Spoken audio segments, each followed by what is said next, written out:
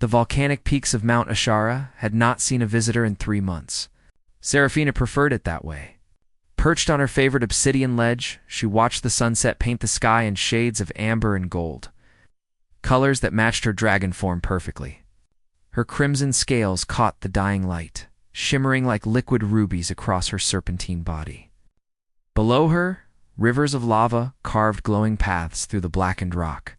Their heat as comforting to her as a warm blanket might be to a human. She stretched her wings, each one spanning 30 feet when fully extended, and prepared to take flight for her evening hunt. But something made her pause. A disturbance in the air, a chill that did not belong in this place of eternal heat. Someone was crossing into her territory. Seraphine's golden eyes narrowed as she spotted the figure climbing the steep mountain path. A man, she realized, dressed in an expensive gray suit that seemed entirely inappropriate for the volcanic terrain. He moved with careful precision, his dark hair untouched by the ash that swirled around him. What kind of fool wore business attire to a volcano? She transformed in a shimmer of red light, her dragon form condensing into her human shape. Standing at 5'7", Serafina now wore a flowing dress the color of flames, her long auburn hair cascading past her shoulders. Her eyes remained the same fierce gold, a mark of her true nature that never fully disappeared.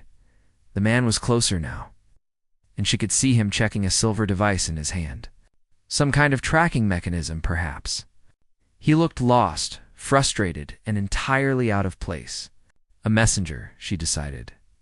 Someone had sent him to negotiate for access to her mountains. No doubt seeking the rare fire crystals that formed in her caves, Serafina descended the rocky path with practiced ease, her bare feet barely making a sound. She would make this quick, send him away with a firm refusal, and return to her peaceful solitude. The man looked up. Just as she reached the final bend in the path, their eyes met, and something strange happened. The air between them seemed to crackle with energy. Though whether it was magical or something else entirely, Serafina could not say, before she could speak. Before she could demand to know his business, the man smiled. It was a warm smile, genuine and relieved, as if he had been searching for her specifically. "Thank the elements," he said, his voice smooth and cultured. "I was beginning to think I had the wrong mountain." "You must be Serafina." She blinked in surprise. How did he know her name? "I apologize for being late," he continued, stepping closer. "The roads were treacherous, and my driver refused to come any further than the base. Something about not wanting to melt his tires." He chuckled softly, as if this were all perfectly normal. Serafina opened her mouth to correct him, to tell him she had no idea who he was or why he thought she was expecting him. But before the words could form, he did something that shocked her into silence. He leaned forward and kissed her. It was not a dramatic kiss. Not the kind written about in the romance novels her friend Delphine insisted on leaving in her cave. It was gentle, almost hesitant, the brush of cool lips against her own. He tasted of wintergreen and something else, something crisp and clean like fresh snow. The kiss lasted only a moment, but in that moment, Serafina felt something shift inside her. A warmth that had nothing to do with her dragon fire spread through her chest.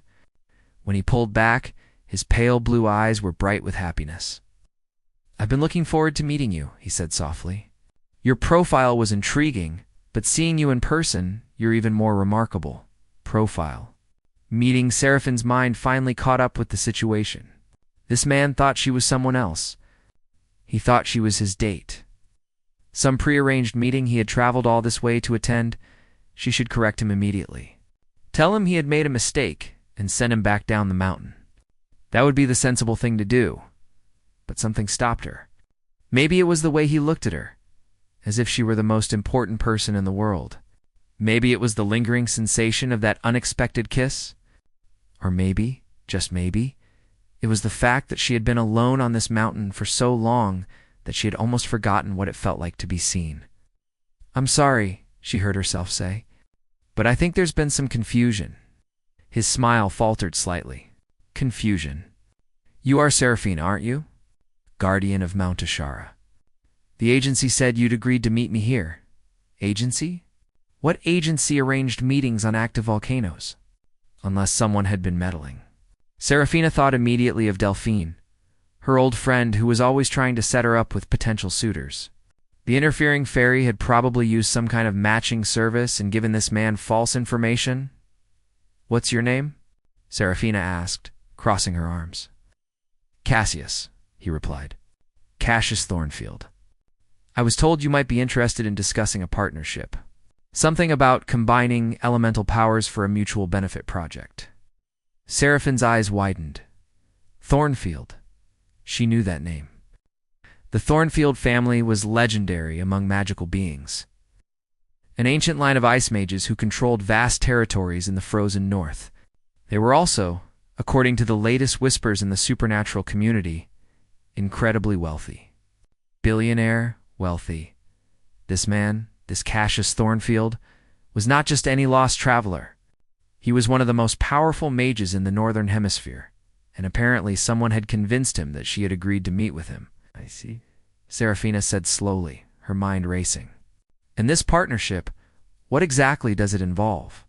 Cassius seemed to relax, perhaps thinking her question meant she was receptive to the idea.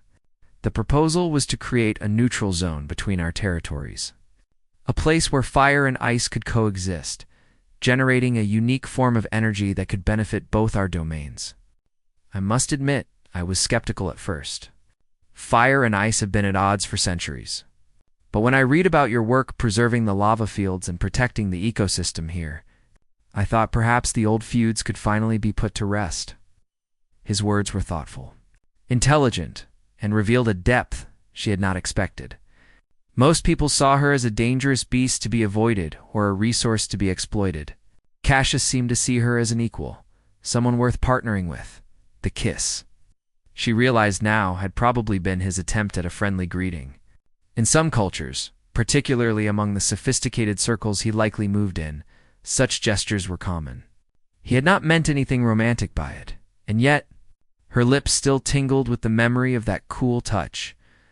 "Before we discuss any partnership," Serafina said, making a decision that she knew was probably unwise, "perhaps you should tell me more about yourself. I'd like to know who I'm working with." Cassius's face brightened. "Of course. Would you like to sit? I brought refreshments, though I realize now that offering cold wine to a fire dragon might have been poorly planned." Despite herself, Serafina laughed. It was a sound she had not made in far too long, genuine and unguarded. "Come," she said, gesturing toward a nearby cave entrance. "I have a sitting area inside where it's more comfortable. And perhaps you can explain exactly how this meeting was arranged, because I certainly didn't agree to it." As they walked together toward the cave, Serafina felt the strangest sensation. For the first time in years, her mountain felt less like a fortress and more like a home she might want to share. And the man beside her, with his cool presence and unexpected warmth, felt less like an intruder and more like someone she wanted to know better. She did not yet realize that Cassius Thornfield carried secrets of his own, or that forces beyond their control were already moving against them. All she knew was that a simple case of mistaken identity had brought someone remarkable into her life, and that kiss, accidental or not, had awakened something she thought had died long ago: hope. The cave Serafina led Cassius into was nothing like he expected. Instead of the dark, primitive dwelling he had imagined, he found himself in a spacious chamber illuminated by glowing crystals embedded in the walls. The floor was smooth obsidian, polished to a mirror shine, and comfortable furniture crafted from heat-resistant materials filled the space. Tapestries depicting ancient dragons hung from the stone walls, and shelves lined with books suggested an occupant far more cultured than legend implied. "This is beautiful," Cassius said, genuine admiration in his voice. He set down the small cooler he had been carrying and looked around with interest. "I expected something more primitive." Serafina felt a flush of pleasure at his words, though she tried to hide it. "Most people do. They think because I'm a dragon, I must live like an animal. I've had centuries to make this place comfortable." Cassius turned to her, his pale blue eyes studying her face. "Centuries. You don't look a day over 25. Flattery won't get you access to my fire crystals," Serafina replied, but she smiled as she said it. "I'm 347 years old, if you must know." Still young by dragon standards, then we're not so different, Cassius said, sitting in the chair she offered him. I'm 193 myself. Ice mages age slowly when we learn to harness our power properly. They sat in comfortable silence for a moment, and Seraphina found herself studying him more carefully. His features were aristocratic, all sharp angles and refined lines. His dark hair contrasted strikingly with his pale skin, and those blue eyes held depths she wanted to explore. When he had kissed her on the mountain path, she had felt a chill that should have been unpleasant to her fire nature. But instead, it had been exhilarating. So she said, breaking the silence, "Tell me about this agency that arranged our meeting, because I assure you, I never contacted anyone about a partnership." Cassius frowned, reaching into his jacket to pull out a sleek phone. The message came through Harmony Connections. It's a service that matches compatible magical beings for various purposes: business partnerships, political alliances, sometimes romantic connections. The profile I received had your name, your location, and detailed information about your interests and goals. He showed her the screen, and Seraphine's eyes widened. There, in crisp digital text, was indeed a profile with her name. But the information was far too accurate to be a simple mistake. Someone who knew her well had created this. "Delphine," Seraphina muttered, recognizing her friend's meddling hand. "That interfering pixie. She's been trying to get me to socialize for decades." "So you truly didn't agree to meet me," Cassius said. And Seraphina heard disappointment in his voice. She looked at him, at the way his shoulders had tensed, at the careful neutrality that had replaced his earlier warmth. Something in her chest tightened. "No, I didn't arrange this meeting. But I'm not sorry you're here." His eyes met hers, searching. No, she said firmly. "That kiss on the mountain, you thought I was expecting it.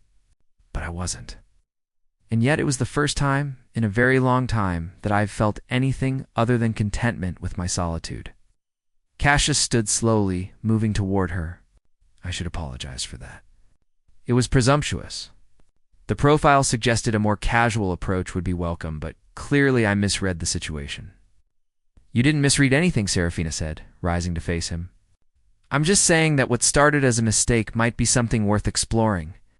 The air between them seemed to shimmer with heat and cold, fire and ice creating a delicate balance.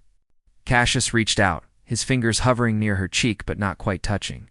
"There's something you should know about me. Something the profile probably didn't mention." "What's that?" "My full name is Cassius Thornfield Bennett. The Bennett part comes from my mother's side, and that family built an empire in the human world. Frozen food distribution, ice manufacturing, climate control systems. I inherited the company 5 years ago when she passed. The magical community knows me as a mage. But the human world knows me as one of the wealthiest men in the Northern Territories." Seraphina processed this information, understanding dawning. "You're a billionaire." "I am," he admitted. "And I've learned that revealing that information changes how people see me. They stop seeing Cassius the person and start seeing Cassius the prize or the opportunity. That's why I usually keep my business life and my magical life separate." "Is that why you're here?" Seraphina asked carefully. "Because you think I have something you want to buy? My crystals, perhaps? Or access to my territory?" "No," Cassius said emphatically. "I'm here because the profile describes someone brilliant, independent, and uninterested in wealth or status. Someone who had built a life of meaning rather than accumulation. After spending decades surrounded by people who only see my money, the idea of meeting someone like that was irresistible." Seraphina felt her defenses crumbling. "I see. Do you?" Cassius asked, finally letting his cool fingers brush against her warm cheek. The sensation sent shivers through both of them. "Because I need you to understand that when I kissed you on that mountain, before I knew you hadn't been expecting me, it felt right. More right than anything has felt in years." Before Seraphina could respond, a sudden chill swept through the cave that had nothing to do with Cassius's magic. The temperature dropped so sharply that even she felt it, and frost began to form on the crystal walls. Sassu spun around, his entire demeanor shifting from gentle suitor to dangerous protector in an instant. Ice formed around his hands, swirling in defensive patterns. Someone's here, he said, his voice tight. Someone with considerable power.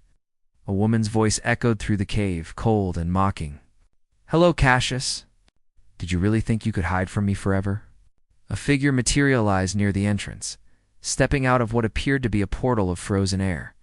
She was striking, with platinum blonde hair and eyes, like chips of Arctic ice. She wore a designer suit that probably cost more than most people earned in a year, and her smile was as sharp as broken glass. Natasha, Cassius said, and Serafina heard anger and something else in his voice. Pain, perhaps?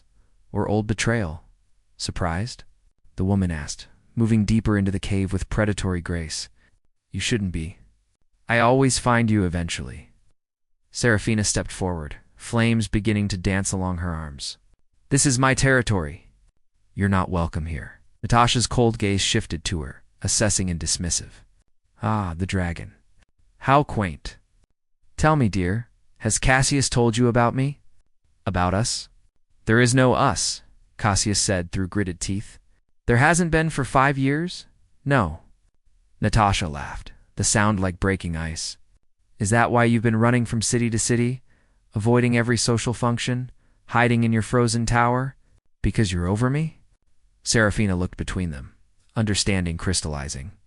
You're his ex-fiancé? Oh, he told you about me? Natasha's smile widened. How sweet. Did he mention that I'm also the one who nearly destroyed his company? That I sold his business secrets to his competitors and walked away with $50 million in the settlement? Cassius's ice magic flared, frost spreading across the floor. You made your choice, Natasha. You chose money over everything we had built together. I paid you to leave my life and you agreed. True, Natasha said, examining her perfectly manicured nails. But then I heard something interesting. Cassius Thornfield, the man who swore off relationships, the Ice King himself, was seen traveling to a remote volcano to meet a woman. Naturally, I had to investigate.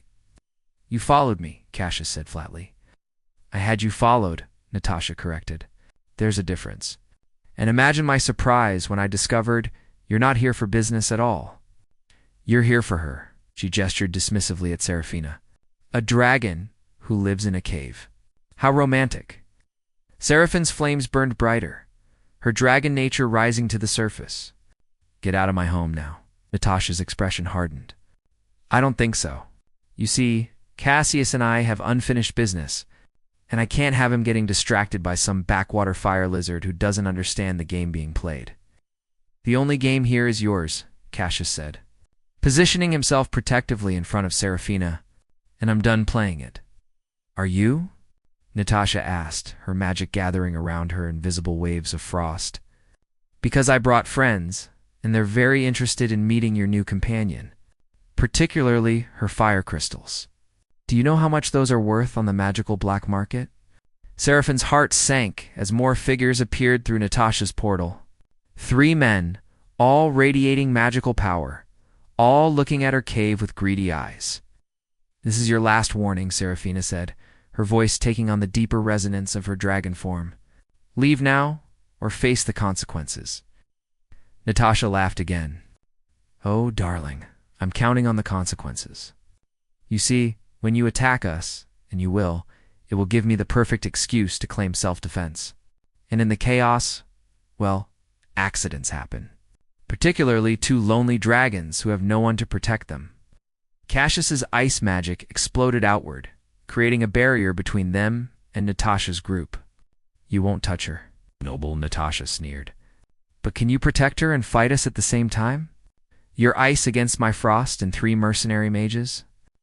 The odds aren't in your favor, darling. Serafina felt rage building inside her, the kind of rage only a dragon could know. But beneath the rage was something else, something that surprised her. Fear, not for herself, but for Cassius. This woman, this Natasha, knew exactly how to hurt him, and she would use Serafina to do it. Cassius, Serafina said quietly, placing her hand on his shoulder. Trust me. He looked at her, conflict clear in his eyes. I can't let you fight them alone. You won't be, she promised. But you need to trust me. Can you do that? For a long moment, he said nothing. Then slowly he nodded. Serafina stepped past his ice barrier, her body beginning to glow within her fire. You want my crystals? You want to threaten my home? Then let me show you why dragons are feared. Her transformation was instantaneous and spectacular. One moment she stood before them in human form, the next, a massive crimson dragon filled the cave. Her scales blazing like the heart of a volcano. Her wings scraped the ceiling, and her tail coiled around the chamber with deadly grace. Natasha's confident smile faltered. I thought dragons couldn't transform inside enclosed spaces. Seraphine's laugh was a rumble of thunder and flame. You thought wrong. The battle that followed was chaos incarnate. Natasha's mercenaries launched their attacks simultaneously. One wielded earth magic, trying to trap Seraphine's massive form with stone bindings. Another commanded wind, creating cyclones meant to steal the air from her lungs.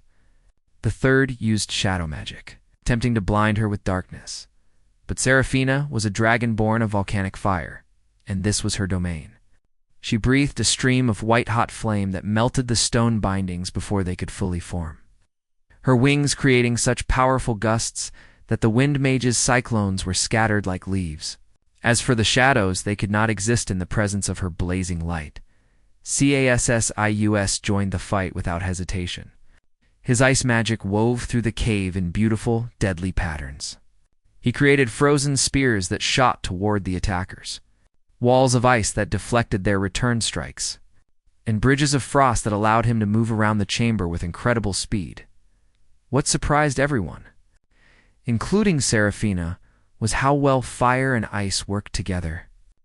Cassius's ice would freeze their enemies in place, and Seraphine's fire would force them to break their own defensive barriers to avoid burning. When the Shadow Mage tried to escape through darkness, Cassius froze the very air around him while Seraphine's flames lit the entire cave. Leaving nowhere to hide, Natasha watched this display with growing fury. Enough, she screamed, her own magic erupting in a blizzard of razor-sharp ice. But she had underestimated the bond forming between dragon and mage. Cassius raised his hands, and instead of fighting Natasha's blizzard, he redirected it, using his superior control to turn her own magic against her mercenaries. Meanwhile, Serafina compressed her flames into concentrated beams of heat that carved through ice and stone with surgical precision. Within minutes, all three mercenaries were down, unconscious and bound by a combination of ice chains and heat-hardened stone. Only Natasha remained standing, her beautiful face twisted with rage and disbelief. Hey, this isn't over, she spat. Do you know who I am? What I'm capable of? Serafina transformed back into her human form, though flames still danced along her skin. I know exactly what you are. A thief, a liar, and someone who mistakes cruelty for strength. And I know your type, Cassius added, moving to stand beside Serafina. Their hands found each other naturally, fire-warm fingers entwining with ice-cool ones. You think because you hurt me once, you can keep hurting me forever. But you're wrong. Natasha's eyes fixed on their joined hands, and something like genuine pain flashed across her face before being replaced by cold fury. You'll regret this, both of you. The only thing I regret, Cassius said quietly, is the years I wasted believing your lies and thinking that what we had was love. With a final snarl of frustration, Natasha created another portal and dragged her unconscious mercenaries through it. Before she disappeared completely, she looked back one last time. He'll break your heart, she said to Serafina. The ice always cracks eventually, and when it does, everyone around him suffers. Then she was gone, leaving only melting frost and fading cold. Serafina and Cassius stood in silence for a long moment, still holding hands, both breathing heavily from exertion and emotion. The cave was a mess. Crystal walls were cracked, furniture was overturned, and scorch marks mixed with frozen patches across the floor. But they were alive, they were together, and they had one. That was your ex-fiancée, Serafina finally said. That was her, Cassius confirmed. The woman who taught me not to trust anyone with my heart. And yet, Serafina said, turning to face him fully, you trusted me in that fight. You let me protect you. Cassius reached up, cupping her face with both hands. His touch was cool against her heated skin, and the contrast sent pleasant shivers through her entire body. I did. Because somewhere between that mistaken kiss and this moment, I realized something. What's that? That fire and ice aren't meant to destroy each other. They're meant to balance each other. You made me feel warm for the first time in years. Not physically warm, but warm inside, where I'd forgotten warmth could exist. Serafina felt tears prickling at her eyes, something she rarely allowed herself. When you kissed me on the mountain, I was going to send you away. Tell you that you had made a mistake, and that I was fine alone in my solitude. But I'm not fine. I've been lonely for so long that I convinced myself loneliness was peace. And now? Cassius asked, his thumb gently wiping away a tear that had escaped down her cheek. Now I think that maybe solitude isn't the same as safety, she whispered. And maybe being alone isn't the same as being strong. Cassius leaned forward, his forehead resting against hers. I have a confession to make. Another one. When I received that profile, I knew something was off. The agency said you had initiated contact, but something in the details felt orchestrated. I should have investigated more before coming here. But I didn't, because part of me wanted it to be real. I wanted to believe that someone like you could exist and might want to meet someone like me. Serafina pulled back slightly to look into his eyes. Someone like me. A dragon who lives in a volcano and has no wealth except for crystals and solitude? Someone real, Cassius corrected. Someone who doesn't care about my money or my status. Someone who fights beside me instead of trying to use me. Someone whose kiss felt like coming home after a lifetime of wandering in the cold. This time, when they kissed, it was no mistake. It was deliberate, passionate, and full of promise. Fire met ice, heat met cold, and instead of destroying each other, they created something new. Steam rose around them, warm and gentle. It's like morning mist over a peaceful lake. When they finally broke apart, both breathless, Serafina smiled. So what happens now? You return to your frozen empire, and I stay here in my volcanic isolation? Do we pretend this was just an interesting adventure and go back to our separate lives? No, Cassius said firmly. Absolutely not. Unless that's what you want? It's not, Serafina admitted. But I don't know how this works. I'm a dragon. You're a mage and a billionaire. Our worlds are completely different. Cassius looked around the damaged cave, then back at her with a slight smile. Then maybe we build a new world. Together. You were right earlier when you said fire and ice could coexist. What if we actually created that neutral zone I mentioned? A place where our powers balance each other, where both our natures can thrive. You'd do that? Give up part of your territory, your time, your life for this. For you, Cassius corrected, I would do it for you. These past few hours have been the most alive I've felt in years. I'm not ready to let that go. I'm not ready to let you go. Serafina felt warmth spreading through her chest that had nothing to do with dragonfire. My friend Delphine, the one who set this whole thing up, she's going to be insufferable when she finds out she was right. Cassius laughed, the sound rich and genuine. Then we'll have to thank her properly. Perhaps a gift of fire crystals? Don't push your luck, Ice Mage, Serafina teased, but she was smiling. Those crystals are precious. It's not as precious as this, Cassius said, pulling her close again. Not as precious as you. They spent the rest of the evening talking, planning, and slowly beginning to believe in the possibility of their impossible future. They discussed how to combine their territories, how to handle the inevitable gossip in both the magical and human communities, and how to protect what they were building from people like Natasha who would try to tear it apart. As night fell over Mount Ashara, Serafina led Cassius to the highest point of her domain.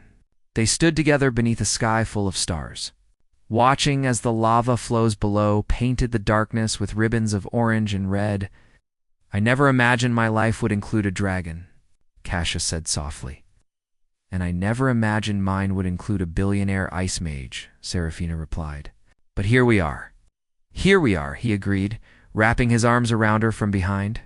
Despite their different temperatures, despite their opposing natures, they fit together perfectly. In the distance, they could see the first signs of dawn beginning to lighten the horizon. A new day was coming, bringing with it new challenges, new adventures, new possibilities. But for now, in this moment, fire and ice simply held each other and watched the world wake up together. And in that embrace, they both finally understood what they had been missing all along. Not someone to complete them, for they were already complete on their own, but someone to complement them, to challenge them, to stand beside them through whatever storms might come. The dragon and the mage, fire and ice, fortune and freedom. Against all odds, against all expectations, they had found something rare and precious. They had found each other, and that, Seraphina thought, as she leaned back against Cassius's chest, was worth every risk, worth every fear, worth everything.